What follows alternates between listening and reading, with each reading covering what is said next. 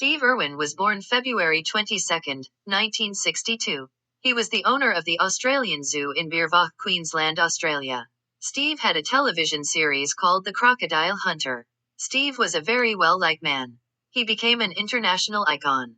Steve Irwin was married to Terry Raines for 14 years before his untimely death in 2006. They had 2 children together, Bindi and Bob. Sadly, Steve died while filming a video in the Great Barrier Reef. When an unexpected stingray barb pierced Steve's chest, and within minutes he was dead. Steve adored his wife and children. And Steve was very close to his father, Bob Irwin. They had a very close father and son relationship.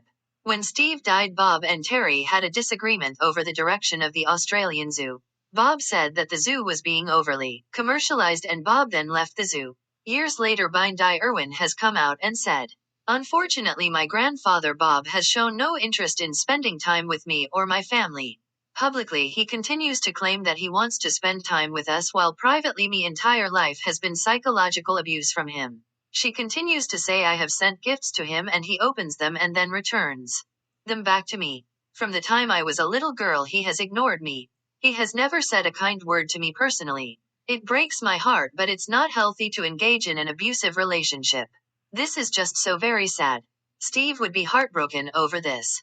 I love my parents just so much, mate. Like my mum, how'd you be? I was born on her birthday, and all she ever did was just love me and prop me up and get me back out in there. And my dad, just the legend of the universe.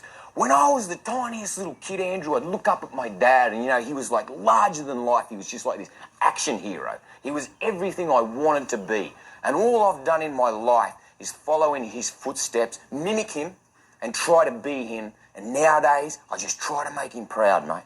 Yeah, I love my parents like nothing else. It's just they are everything to me, absolutely everything. And the day that my mum went was the day I lost something.